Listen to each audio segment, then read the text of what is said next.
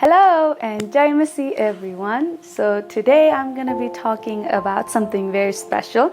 Ani tyo special cha ke bhanda I have right in front of me. This is a clay brick construction set of temple in Jerusalem. So it's a replica of it. It was very fun making this. Wait a minute.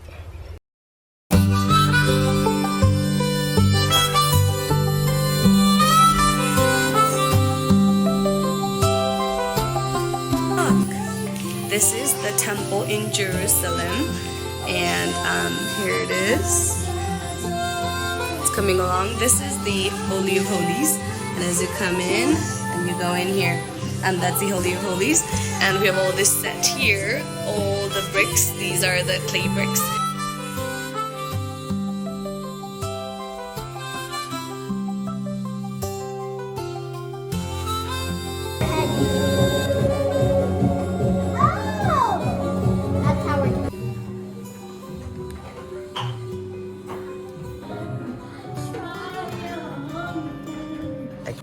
This is how much we've come along, so you guys can look. This is the front gate, and then as you're coming in, it's that. So more to go. It looks like that. But I still need to do the last touch up, and we're gonna show you after that.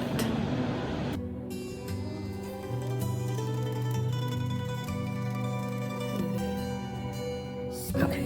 So while making this, there was lots of revelation that I got, and so we're gonna go through a little bit of like what is the temple and what does it represent, what was the history of it, and then so I just hope that you guys will look through the whole of it and listen it, and I pray that it will be a big revelation to you as well. Next day, 6 months later, 2,000 years later. The thing is, I'm gonna be talking about Yuti Temple of Jerusalem. What is it? Ani त्यसपछि in the Bible, what does it say about भनेर? Okay, so I'm gonna read from Exodus 25:8. So here it says, "Have the people of Israel build me a holy sanctuary so I can live among them." So God is telling here to make a tabernacle, to make a sanctuary so that God can live with them. So यो भन्दै गर्दाखेरि चाहिँ I want to go back all the way to Adam and Eve, Hahn? So when Adam and Eve was in the garden, God dwelt with them. God used to walk with them, and he would be dwelling with them. And then after the disobedience and what happened, they were kicked out, and then to the east side of the garden भनेको छ, हैन? So why am I bringing this is in order to bring this together. So as you can see, temple is facing this way. So for me, my side right now, I am facing east. This is east, west, and north and south.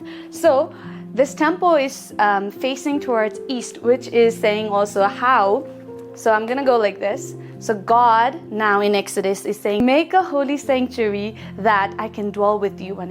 So in Garden of Eden, God used to dwell with them. And again, God is saying, I will dwell with you people. So this is the temple. And when Moses built a tabernacle, God presence, his presence would literally dwell in it. Already even imagine how the Garden of Eden, the Lord's presence is in this temple as well.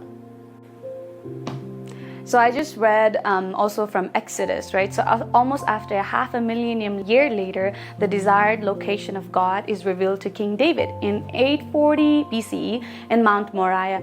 But what happens is that because David was a man of war, and he had gone into many battles, and he had blood in his hands. So what God says is like, not you, Tara, Solomon will do it. So Solomon is David's son, and then he will build a magnificent temple with super expensive gold, and woods, and like other expensive materials. So Solomon finished this magnificent temple in 827 BCE.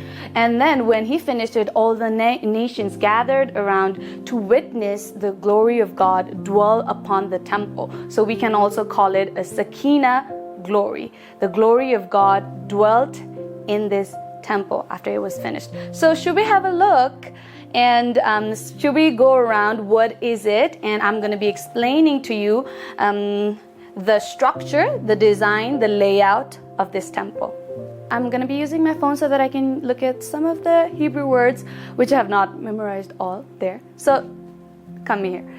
Okay, so here we are. So we're going to look directly from this side first, okay? This is the entrance hall. So as you can see this part, it is entrance hall. And in Hebrew, it is called ulam.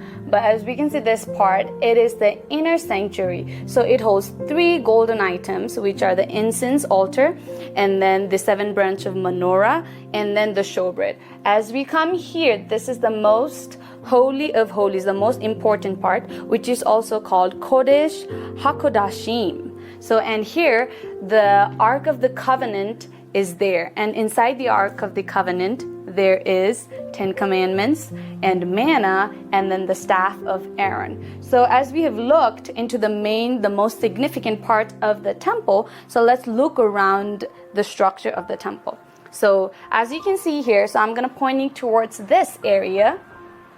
So this area is known as priest courtyard. So as you can see, all of these stairs, and here's an altar for the sacrifice, and as you can see, there's a little small stairs there. So this is actually used by the priest to stand there and sing some songs or play instruments. So as you can see, this area is the courtyard of the priest.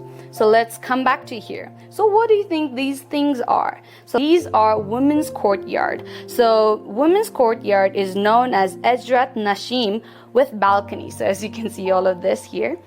And interestingly, as you can see, this is the main golden gate, the front entrance gate. But as we have seen, I'm going to show you towards the sides as well, not just one. This temple has lots of gates. But interestingly, all of these gates have a different purposes. So like all the people would come and would not go just one gate. So one gate has a different purpose and the other gate has a different purpose. Okay. I'm going to be sharing about some of the things that are stored in this temple. So I have a long list, so I'm going to be just reading them out, which are normally stored in the temple, okay?